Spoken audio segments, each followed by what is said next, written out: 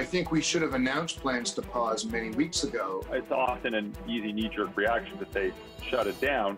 Just closing those down might oversimplify the response.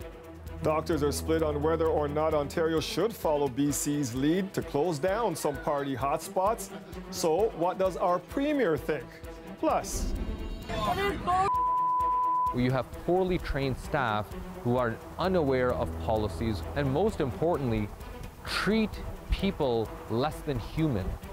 A flight to Toronto is cancelled after WestJet says a passenger didn't wear a mask. According to the family, the age of that passenger, 19 months old. And so we extract the RNA from wastewater, and in this RNA, we're trying to detect the COVID-19 specific genes. Testing what you flush down the toilet to catch a COVID outbreak. We begin tonight with breaking news from the Toronto District School Board. High school students, your first day of school has been delayed yet again.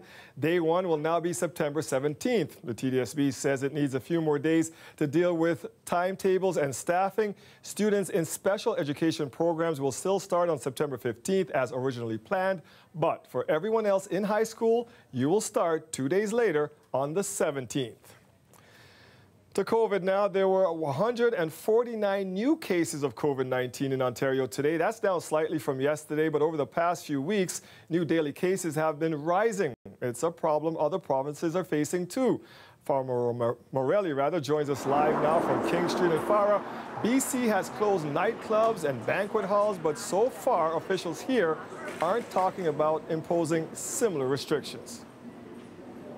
No, they're not, Dwight. What the Premier said today when he was asked about this was that he takes the advice of the province's Chief Medical Officer of Health, and so far he hasn't suggested any rollbacks of any of the reopening plans. So don't expect nightclubs on this street, for instance, to be shut down anytime soon. But some experts are saying that just putting a pause on further reopenings, which is what the government announced yesterday, doesn't go far enough. And with this number of cases creeping up here in Ontario, maybe it is time to follow BC's lead. The party's over in BC. In an effort to curb the spread of COVID-19, it's rolling back some reopening measures. Effective today, all nightclubs and all standalone banquet halls are ordered closed. Today, questions about whether Ontario should do the same.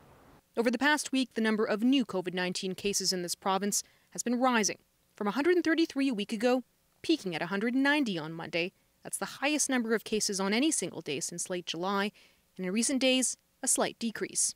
When it comes to following BC's lead with nightclubs and banquet halls, do you think we here in Ontario should be following that lead? Yes, I do. Infection control epidemiologist Colin Furness says when Ontario has followed BC's lead, it's done well. He believes simply pausing further reopenings isn't enough. I think we should have announced plans to pause many weeks ago. This is very predictable what's happening, and I think it's a lot of experts have been saying this is inevitable. We need to take steps proactively. Today, Premier Doug Ford said there are no plans to follow BC's rollback. We'll take the advice off Dr. Williams and our health team, and they'll decide when we're going to be rolling things back, or if we are. We aren't there. I don't think we're even close to being there yet. Ontario's Chief Medical Officer of Health said he believes the uptick is related to private parties and large gatherings, and less so at businesses. It's extremely important to know who's getting infected and where they're getting infected so we can actually make focused public health responses. This expert believes blanket closures might force people to gather unsafely elsewhere. So it's one thing to close that down, but if you just halt one problem, you may create another. So the focused and targeted public health messaging is crucial. Like, that is a crucial component to this, to really inform people of what their risks are, how they can get together in a safe manner. Now, Dwight, one of the things that BC also did yesterday was it restricted the hours that liquor could be served, that even restaurants and bars with a 10 p.m. cutoff. We know that in the past, this is something that Mayor John Tory has called for, a midnight cutoff for serving liquor to prevent people from congregating again in large groups. The Premier was asked about this today, whether he would consider implementing something like this province-wide, and his response was, look, municipalities want to do that. They should do that on their own, and the same goes for perhaps lowering the limits when it comes to the number of people who can gather. So don't expect any kind of provincial sweeping changes here from the province anytime soon. Dwight. All right, we'll keep an eye on this. Thank you for that. So as Farah mentioned, BC has closed nightclubs and pushed back last call, all in an effort to stem their COVID-19 resurgence. CBC Vancouver's Leon Young joins us live now with more on this. And Leon, let's talk about how people there are reacting to these changes. Well, Dwight, most people here are accepting of the new restrictions. We're seeing our numbers here in BC grow, and Dr. Bonnie Henry, whom you heard in Farah's pack, has been a trusted voice. And young people are driving the bulk of our new infections, and she says it's been challenging to do contract tracing at some of these venues, which she has now shut down, and that's really been key to helping to keep our infection rates low. And some people are even saying the closures should have happened a long time ago. They don't even understand why venues like nightclubs and banquet halls have been allowed to open at all. There were concerns, though, that this could drive gatherings underground, and some of the bar patrons that we spoke to last night hinted at some of that. That's what I'd be doing right now. If I was getting kicked out of here, I'd be grabbing a group of buddies and going back to my place. It's not going to stop me from going out. It just means that I won't go out after 10 p.m., right? It's frustrating as somebody who works in the industry because you rely on, people coming in. You rely on tips, like when we make minimum wage. We're already seeing a massive decrease in business, and it was starting to get back to where it was. And then obviously these new things with these new rules are going to make it really hard for us to really make ends meet. As you would expect, people in the industry not exactly happy about the changes. Some saying the issue hasn't been them, but customers who refuse to comply with the safety measures that they had implemented. Regardless now, though, the province is stepping in, forcing everyone to comply, both businesses and the public. And we will see in the coming weeks if that's enough to stop the recent spike in cases here in BC. Dwight? Leon, you're joining us live from Vancouver tonight. Thank you for this. You're welcome. Free internet for low-income families amid the pandemic. I'm Chris Glover. We'll show you the two Toronto towers getting Wi-Fi provided by the city and tech company Cisco, how long it'll last, and who's next to get it. The next frontier for COVID-19 testing could be the sewage treatment plant in your city. Researchers at universities around the province are monitoring wastewater for signs of the coronavirus. Mike Crawley explains. A basement lab at Ontario Tech University, where scientists can detect the tiniest traces of COVID-19 in what people have flushed down their toilets. Where we can actually look at various communities and the levels of COVID that's occurring in those communities. Through these samples of wastewater, the researchers can track the spread of COVID-19 infections in Durham region by running tests for the virus's genetic material. So I'll be putting into this machine, which is a thermocycler essentially. So we extract the RNA from wastewater, and in this RNA, we're trying to detect the COVID-19 specific genes. The virus can be detected in sewage as soon as someone is infected, even before they start showing the symptoms that would prompt them to go for testing. They shed the viral particle through their breath and through their urine and feces. And when that goes down the drain, down your toilet, and into the wastewater catchments, we can detect the virus at that point. In her lab at Ontario Tech, Danina Simmons runs wastewater samples through a liquid chromatograph to detect the proteins specific to COVID-19. The fragments of those proteins are sequenced so that we can figure out precisely what we have in our samples. The samples are currently gathered from 4 of Durham region's sewage treatment plants, including this one in Pickering. Doing the sampling on the raw inlet as the sewage comes into the treatment plant. The idea? Monitoring wastewater daily could alert the public health unit to neighborhoods where COVID-19 is spreading and help prevent outbreaks. I just thought it was a fantastic opportunity to partner with the university on something that will eventually help our health department as well in terms of COVID tracking and tracing. Ontario Tech is one of a half-dozen universities around the province where scientists are honing methods of testing wastewater for the coronavirus.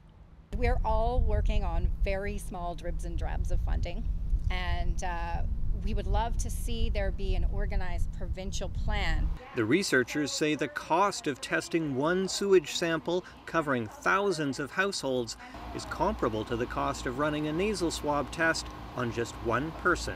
Mike Crawley, CBC News, Oshawa. As we continue to see a rise in COVID-19 numbers in Ontario, specifically in Toronto and Peel region, the mayor of Brampton says he would welcome stricter restrictions on the size of gatherings. I understand, for example, this past weekend, a bylaw was out when we heard complaints about social gatherings, but none of them were over the provincial limit. The largest one was 89 people. And so because the provincial government has set a limit that is relatively high, people are not breaching any emergency law. You know, from my personal perspective, 89 people seems high. I certainly wouldn't recommend to anyone to have a social gathering that size during a pandemic. For me, it's a bit of a head scratcher. Over the past week, Peel region has seen about 350 new cases of COVID-19. 75% of them in Brampton, an increase not seen since June. Meanwhile, a new COVID-19 cold and flu clinic is set to open in Brampton ahead of a possible second wave of the virus and the upcoming cold and flu season. The clinic located at Peel Memorial Centre is in addition to the drive-through COVID-19 testing center already operating out in Brampton. Now, officials are directing people with mild symptoms to attend the drive-through center for a test and those with moderate symptoms to go to Peel Memorial for a test and an assessment. That center will open next Tuesday. Meetings between Doug Ford and Quebec Premier François Legault wrapped up this afternoon. They held a two-day summit in Mississauga to discuss how to best work together to recover economically from the pandemic. And as Angelina King tells us, they are hoping more money from the federal government will help. At this critical time, our two provinces are standing together. Two premiers putting up a united front in the fight against COVID-19 as they try to ensure their economies bounce back. Over non-alcoholic beers and in meetings with cabinet ministers, they say they shared lessons learned during the pandemic and discussed preparing for a potential second wave. We need a strong healthcare system to have a strong economy. They say the pandemic has put even more pressure on provincial healthcare, and together they're calling for more money from the federal government. It's not a new problem, but it's a problem that is increasing every year and increasing because of the expenses related to the COVID-19. But because of the aging population, because of new drugs, new technology. Comme je dis depuis le début, nous allons être là. The Prime Minister responding in French today, pointing to Ottawa's Safe Economic Restart Agreement that gave $19 billion to provinces, including for healthcare. Justin Trudeau also saying he looks forward to speaking with premiers about how Ottawa can continue to help. In the meantime, Ford and Legault say they also want more money for infrastructure and transit, and say they're working on removing international trade barriers and promoting products made in Ontario and Quebec to help protect and create more jobs. Together, we have more leverage when it comes to fighting U.S. economic protectionism. We have more leverage when it comes to negotiating with the federal government. Together, we are a political and economic powerhouse, representing over 61% of the population and $1.1 trillion in combined GDP. François Legault says Ottawa contributes just over 20% of what provinces spend on health care. He says it's too early to say right now how much more money they're asking for. Both he and Ford want to first discuss with their other counterparts, but they are asking that the funding be long-term. Angelina King, CBC News, Toronto. The Canadian charity caught up in a scandal involving the Trudeau government is closing its Canadian operations. The WE charity plans to lay off its Canadian staff and sell its property here. That includes the charity's Toronto headquarters. WE's co-founders Craig and Mark Kielburger say they are also planning to leave the organization once a new board of governors is chosen. The Kielburgers say they're shutting down because of the pandemic and the controversy that arose after WE was chosen to administer a nearly $1 billion federal student grant program. The charity has ties to the Trudeau family and other members of the Liberal government. The government eventually scrapped the contract. Since the scandal erupted, WE says it has lost a number of corporate sponsors.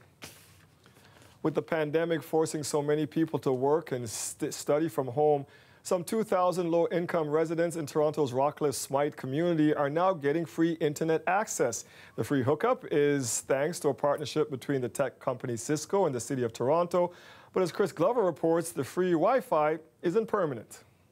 I don't even know how to put the Wi-Fi back up on. Okay, should I go to an app or something, mate?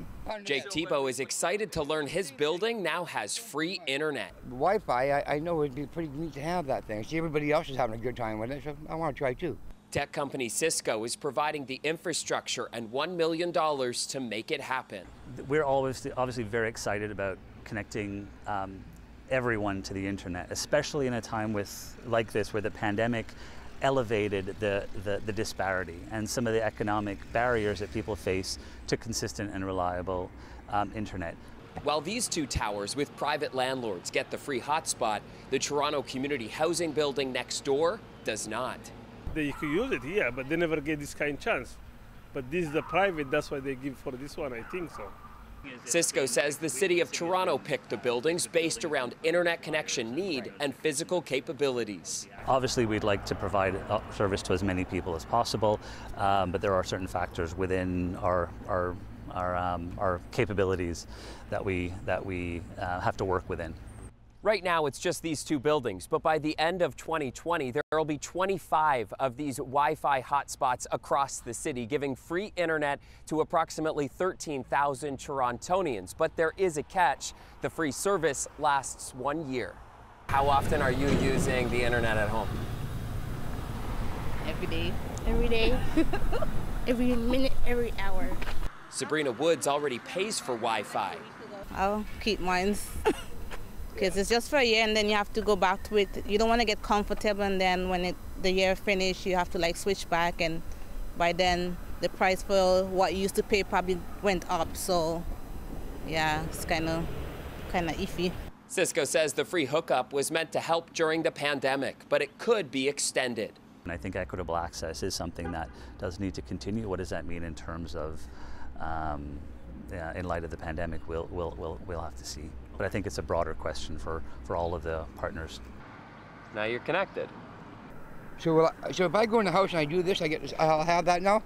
Though Jake Tebow never knew it existed or even how to use it, now that he does, he wants it forever. Chris Glover, CBC News, Toronto.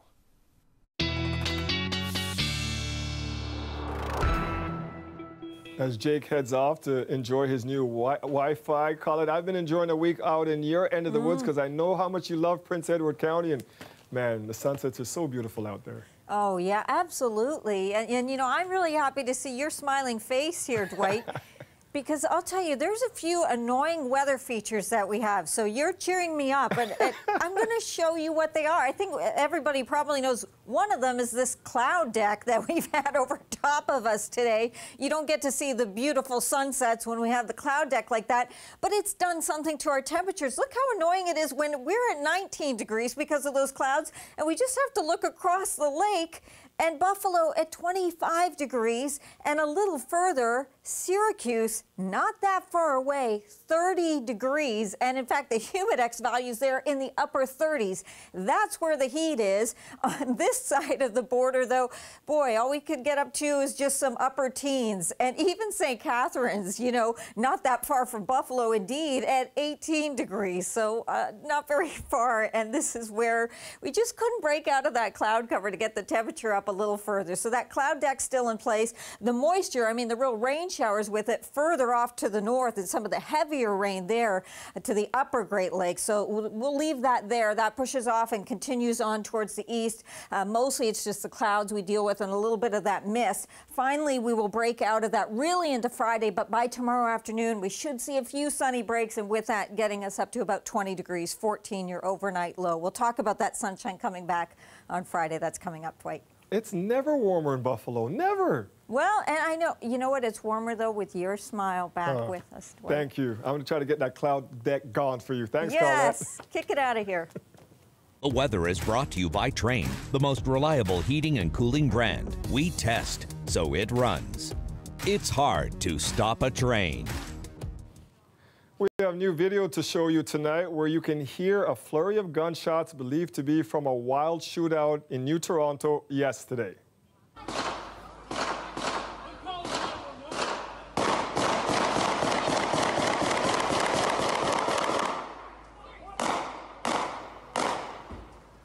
Officers were called to 8th Street and Lakeshore Boulevard just after 4:34. Reports of occupants of 2 cars shooting at each other. Police say the cars fled at a high rate of speed. A victim was found at the scene and taken to hospital with non-life-threatening injuries. Police found shell casings littering the area and several cars filled with bullet holes. Toronto police allege a teenager was leading the organized crime group responsible for a string of shootings in and around the Thorncliffe Park community, and 3 of the teen's older siblings were also picked up in a series of arrests. It's really important to recognize that this operation was very strategic, it was very focused on individuals that we believe were the most prolific firearm offenders that we have currently in our city. Project Compound was an 8-month investigation focused on gun violence in Thorncliffe Park. Search warrants were carried out in both Toronto and Cambridge. Police say they seized drugs, 7 guns, and over $100,000 in cash. 19-year-old Salomon Jogiet has more than a dozen charges, including attempted murder. 11 people in total were arrested and are now facing over 95 charges linked to firearms, theft, trafficking, and participating in a criminal organization. In the short term, for the residents of the Thorncliffe Park community, these arrests will have a direct and immediate impact on the safety of that neighborhood. These arrests represent a big step in restoring a sense of security to the thousands of residents who have been affected by the senseless violence that they have witnessed over the past year. Police add the arrests will make a difference in gun violence in the city, which is on the rise. There have been 350 shootings in Toronto so far this year, which is 40 more than at this time last year. There will be an online prayer service tonight for the Oshawa family gunned down inside their home last week. The service gets underway at 7 p.m. and members of the public are welcome. It's being hosted by the Durham Catholic District School Board. 2 of the shooting victims had connections to the board. Chris Traynor was a teacher at a Catholic high school in Oshawa. His 11-year-old son Joseph attended a Catholic elementary school. Traynor's 15-year-old daughter Adelaide and 20-year-old son Bradley were also killed. The alleged shooter, Mitchell Lapa, died at the scene from a self-inflicted gunshot wound. A flight from Calgary to Toronto was canceled yesterday after a dispute over mask wearing on board the plane. Now, WestJet says a couple with 2 children refused to follow the rules, but as Hala Gonaim tells us, the family has a very different version of events. Safwan Chowdhury and his family, including his 2 young daughters, were ready to go home Tuesday morning after spending a week with family in Calgary. Chowdhury says everything was going smoothly until he says WestJet crew members tried to force his 19-month-old daughter to wear a mask. That's despite the fact that children under 2 are exempt from Transport Canada regulations. It was my 19-month-old who had never worn a mask and certainly found it restrictive for an infant's air passage to wear a mask. But of course, being desperate to get home, we, despite there not being such a policy, opted to comply until she was crying hysterically with the crew watching over us, and until she threw up. And they said, well, you guys need to all get off the plane.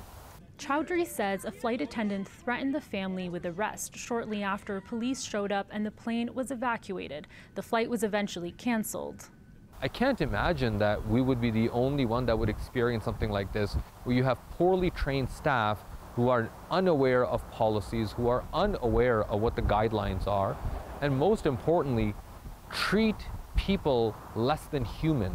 A WestJet spokesperson tells CBC News their staff have a different story, saying their crew members were not requiring the 19-month-old to wear a mask. Instead, were referring to his 3-year-old daughter. But as seen in this video here, Chowdhury says his older daughter did put on a mask and that it was his toddler who was targeted. Chowdhury says his family is still in Calgary and desperate for a way home. Hala Gonaim, CBC News, Calgary. The COVID-19 crisis is affecting economies right around the world and is having a disproportionate impact on women. Saw that in March, women between the ages of 25 and 54 lost twice as many jobs as men in Ontario. We'll bring you some more details from the report coming up after the break.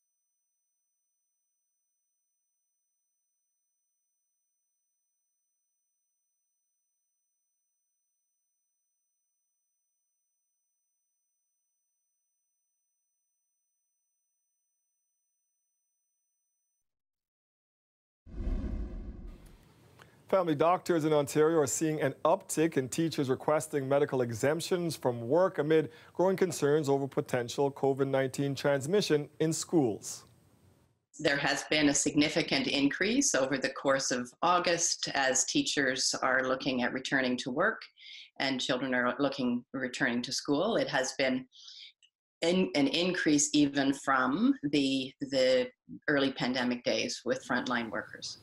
The Ontario College of Family Physicians is now issuing new guidance to its members on how to handle work accommodation requests from people coping with chronic illnesses. For example, emphasizing the risks an immunocompromised teacher may be exposed to if they return to the classroom. But in the end, it's not actually up to physicians to make accommodations. It's up to the employers, in this case, school boards. According to the latest numbers from the Toronto District School Board, around 20% of returning permanent staff require some form of accommodation. The pandemic has caused economies to nosedive, but there's one group that's been hit particularly hard in this downturn: women. Ontario's job numbers from March, when the lockdowns began, show women between the ages of 25 to 54 lost twice as many jobs as men. The Ontario Chamber of Commerce has released a report looking into the concerning trend. Marvel Tarouk spoke with its author about the reasons why women have been so disproportionately affected. One of the key reasons is that women tend to be employed in sectors that have a lot of face-to-face contact. So things like food and accommodations, retail, arts and recreation, and those were more severely affected by those initial lockdown measures that government had to put in place. So we did see them lose more jobs in the first stages of the pandemic. Another big reason is childcare. As schools and daycare centers were closed, parents had to take on additional family care. And we saw that most of that burden did fall on mothers, so there was a disproportionate impact there. In terms of women entrepreneurs, their businesses tend to be smaller, newer, and less well-financed than those of men. So we saw that a lot of them were ineligible for government supports in the early stages. We saw that they lost more clients and contracts. I've heard the term she-cession being used, and I guess in this case, that's really true. It is a she-cession and very different from previous recessions that we've seen. In 2008, most of the job losses were in finance, manufacturing, and sectors that, if not are more gender balanced, tend to actually employ more men. But what we're seeing now is very different. A lot of the job losses are in female-dominant sectors. And what's really striking is that RBC predicts that about 500,000 of those jobs won't come back, and that most of those are jobs that women held. So we're really concerned from the Chamber's perspective about how we retrain a lot of that workforce and make sure that we overcome the longer-term effects that could result from the immediate crisis. So let's talk about recommendations here then in terms of trying to rectify or maybe strike a more equal balance. In the short term, we need to make sure that the schools' reopening plans prepare for a second wave, because we can't risk having a scenario that we saw in the spring where a lot of women had to take time off work or even leave their jobs because of the schooling and childcare challenge. Because from our perspective, women's economic recovery is a precondition to Ontario's economic recovery. So we need to address the challenges right away. Every policy, program, and strategy related to economic recovery needs to have a gender and diversity lens to it. There's a lot of research showing that diversity and inclusion benefit businesses and the economy from an innovation perspective, from a productivity perspective, in addition to uplifting those specific groups of women that tend to be more vulnerable. So we have that research available. And now that we're starting to talk about some of the long-term impacts of this, it is deeply concerning that we might be setting the clock backwards on some of that progress. Well, it's something we haven't seen in quite some time. The Raptors facing elimination in a playoff game.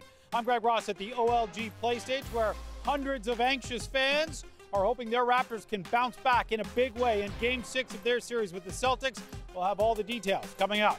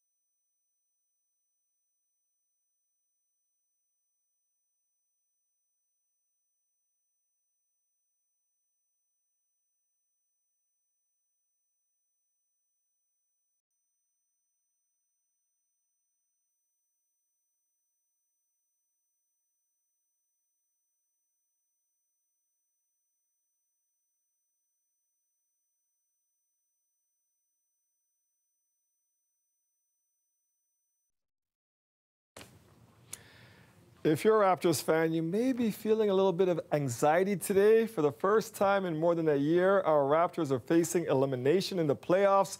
They play Game 6 of their second-round series against the Boston Celtics tonight. Greg Ross is live at the OLG Play Stage, where fans are gathering to watch the game on the big screen. Greg, and what's the mood like there, buddy?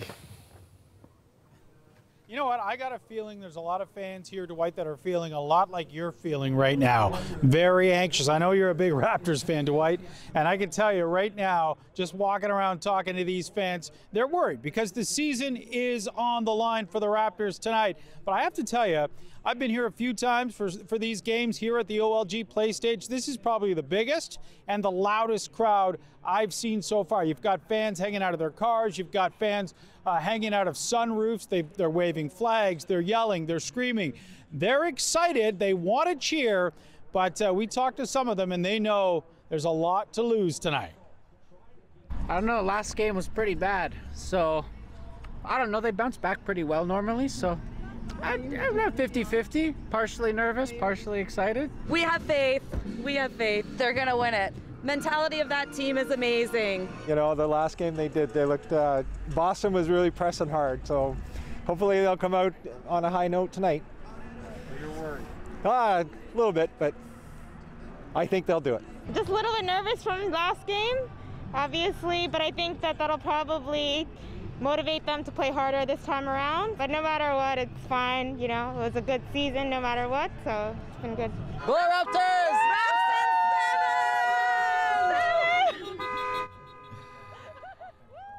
Oh, they're excited, but you could hear the anxiousness, you could hear the nerves in their voices, and there's a good reason for that. I mean, let's face it, in this series so far against the Boston Celtics, the Raptors have been vulnerable. They've played two really bad games, maybe two of their worst games of this season, but they are facing a team that has been a thorn in their side all season. They need to turn things around in this game tonight.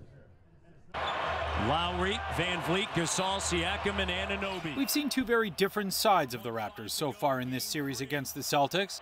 OG with a look, got it! There's the team that showed up to play in games 3 and 4, playing very much like the team Raptors fans have gotten used to seeing throughout the season.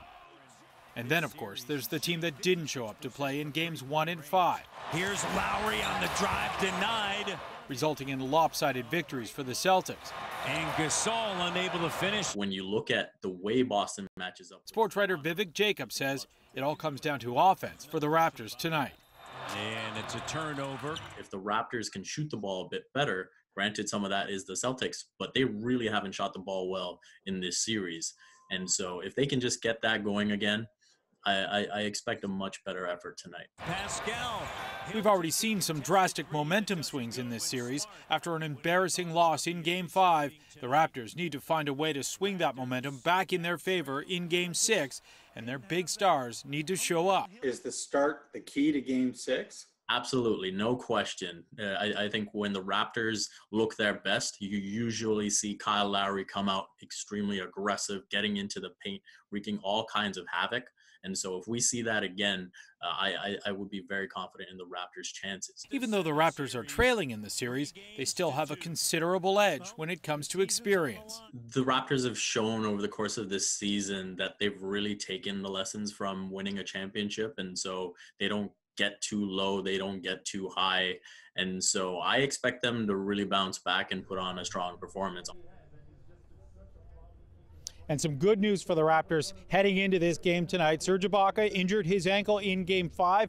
Nick Nurse making it official about an hour ago. He is cleared to play here in Game 6 for the Raptors. Maybe a little sore, but certainly a guy like Serge Ibaka, Dwight, has been a spark plug for this team. They need players like that to show up for this game tonight. They really do. You hit the nail right on the head there, buddy. I'll be watching in a little bit. Thank you, Greg. The federal government announced a $221 million investment into the country's first black entrepreneurship program today. It is a way for black Canadians to tell a different story to non-black Canadians about what we want to do and the prosperity that we want to create, the opportunities that are before us. And now we have the means to do this. It's also an opportunity for the Black community to tell ourselves a different story, that we are economic actors. $93 million of funding will come from Ottawa over the next 4 years. The rest is being contributed by Canadian banks. The government says the money will be split up to create 3 new programs, one providing tools and mentorship, another granting loans, and a knowledge hub to identify barriers facing Black entrepreneurs. The Prime Minister says the funds will also help existing businesses. I know there are a number of Black businesses in Eglinton West and other areas that have been solidly affected by COVID and by construction projects. And the money that we're putting forward today to support Black businesses across this country will be there to help communities that are facing difficulties. The government says they'll be putting out a call to Black-led organizations in the coming weeks to help deliver the new programs. The funds are meant to help address discrimination and help Black business owners through the country's economic recovery. Loyal. Brave. True. Growing calls to boycott Disney's new movie, Grow Louder, will tell you why there's been such a backlash against Mulan. Coming up. Metro Morning host Ismaila Alpha is new to our city, so he put out a call online asking you to show him around your favorite spots. Kirk Johnson answered that call, wanted to take our new radio host on a ride through Scarborough. Take a look.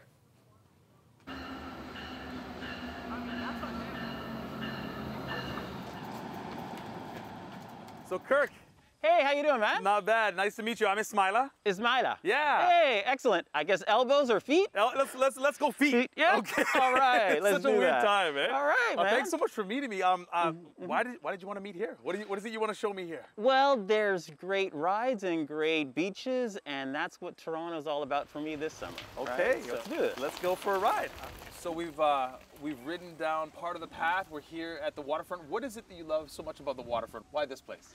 Well, I was always raised on the water, right? I grew up in the Caribbean, even though I was born in Toronto. And so for me, being next to the water is part of who I am. And when COVID hit, I needed to be close to the water and see the sunrise and hear the birds and get all that good stuff. Do you have a favorite spot along this trail that you like your favorite place to stop? Along this trail, I would say for beaching, the Rouge Beach is the most beach-like, and it's got a lot of vitality. If you like that ambiance and the kids playing and stuff like that, but not too crammed, I'd say Rouge Beach. If you're looking for something a bit more zen and things like that, Guild Park has all of the old statues and monuments from the big banking towers downtown. And it's beautiful, and it's quiet, and it's peaceful, and you feel like writing poetry. Yeah, man. That's not how we do it. You generally ride with, is it 3 others that you ride with? We ride with 3 others, and we have special guests that join us for either portions of it, or at the beginning, or at the end. One of the riders' nieces called us Lightning Splash. Very nice. Because we ride, not that fast, but we always end up in the beach or in the water somewhere. Life in your community, life in this city, what are the biggest challenges for you, would you say? I find that Toronto is a very friendly town, but it's not an embracing community kind of town. Okay. Right? So you kind of have to make your own community here. What's the best thing about living in this city for you? Oh, the food is one of the best things, right? Like we're not looking for like the Instagram, look at my ambiance and look, we're looking for the best food of all the different cultures that we have, and Toronto is so good for that. And cycling allows you to go to places and get takeout from amazing restaurants. Now in these times it's harder to do the arts, but that would be number 2, would be that art connection. And there's so many points of view in Toronto. Like they talk about Toronto being diverse, and it really is. Like we do different cultures pretty much every ride. Right. I am new to the city. I'm discovering the city, and I'm getting help from people like you. Cool. What's your best advice for me as I start to discover the GTA? Find the activities that you love, and if you're starting out fresh, Meetups are really, really good. That is where strangers are meeting strangers, so it's a bit more welcoming and open. And get the Toronto bike map. Ah, okay. Because Google is not always your friend, but if you follow the Toronto bike map, that will tell you the way to go. Good to know, good to know. Thanks so much for meeting up with me, Kirk. I really appreciate it. Ismaila, it's been a pleasure.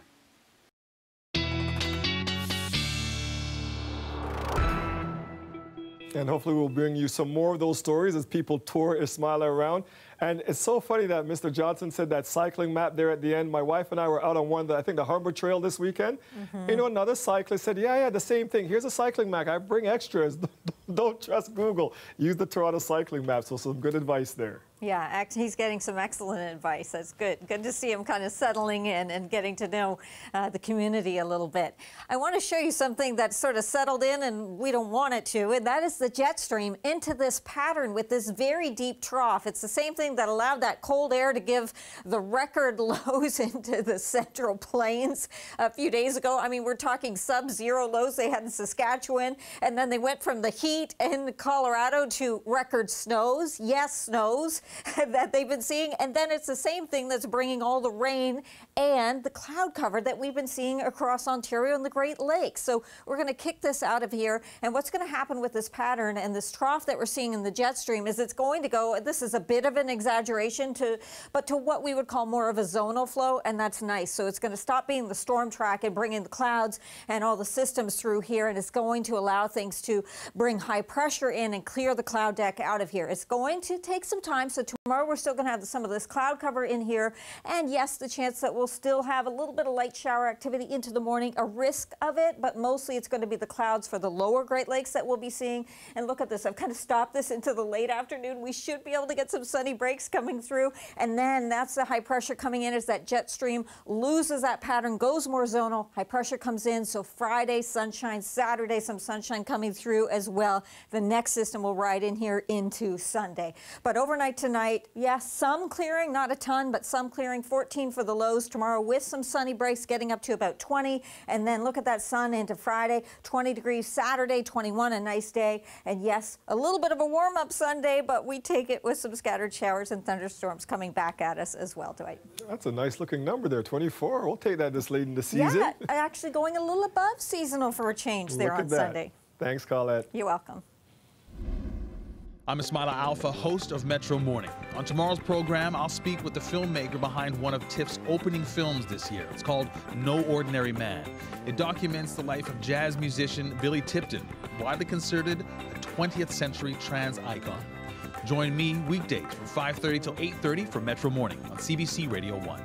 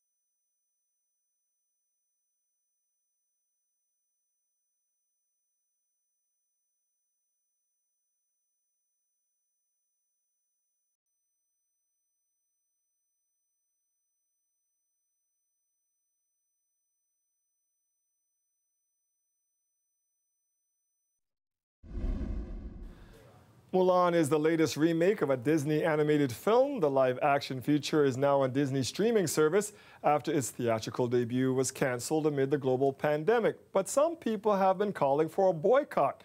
As Eli Glasner tells us, the controversy is over the studio's cooperation with the Chinese government. Mulan was one of my favorite stories when I grew up in China. I was born and raised in Beijing. I've heard a great deal about you, Mulan.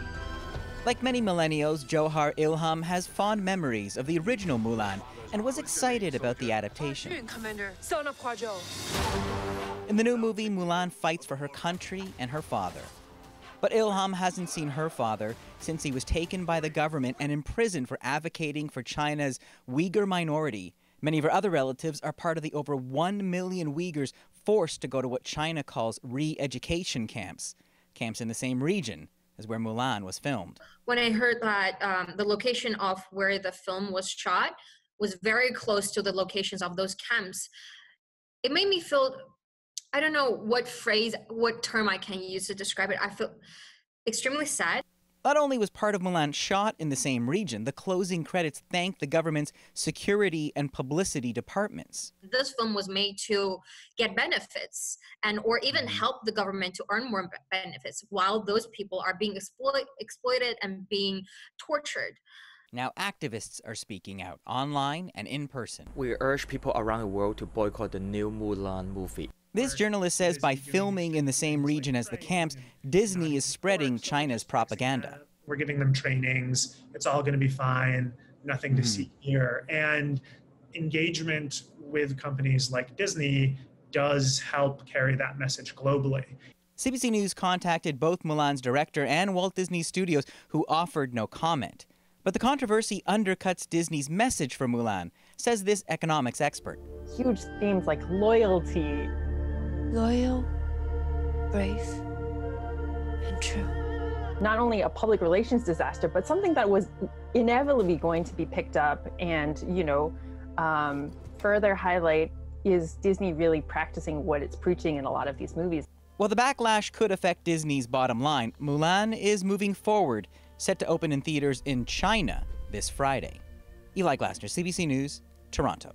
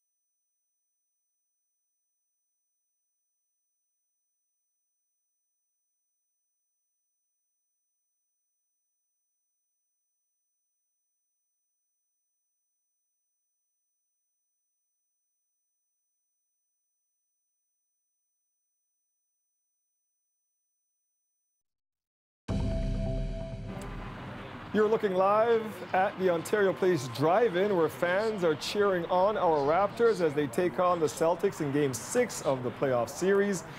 Do or die for our Raps tonight. They have to win in order to stay in the playoffs, and so far it is a tight game, 15-12 for those hated Celtics. Only one three-point basket behind, call it. Just one three-point basket. We're in it. I'm not going to worry. Okay, I was glad you said the score. I'm trying to look. What does it say? Yes, I'm breathing. We're good. We're gonna do it. Yes, yes, we are. We're gonna do it. Yeah, it's not. We got 2 games. That's what we got to do. Okay, let's take a look at what's going on tonight. You know, we will probably see the clouds break up a little bit, but still quite a bit of cloud cover out there. Overnight, we're talking about a low around 14, very similar to last night, all right? Tomorrow, cloud cover in the morning, maybe a little bit of mist, but then into tomorrow afternoon, hoping to get those sunny breaks in there, 20 degrees for our high. And then finally, we are going to see some high pressure building in here, kick these clouds out of here. Yes. Yes, we're going to do that, and then when we do, looks pretty good Friday, 20 degrees, Saturday looking good too, and warmer, but some thunderstorms coming through on Sunday, Dwight. Thanks, Colette. Go Raps. Yes, ma'am, that is our show for tonight. Thank you for joining us. We'll see you back here tomorrow. We'll leave you with the scene at the Ontario Place Drive-In, where fans are watching our Raptors take on the Celtics. Go Raps, go. What's the score? Could you guys yell the score at me, somebody? 15-13, our Raps are going to pull it off tonight. I can feel it. Have a great night, everybody. We'll see you back here tomorrow at 6.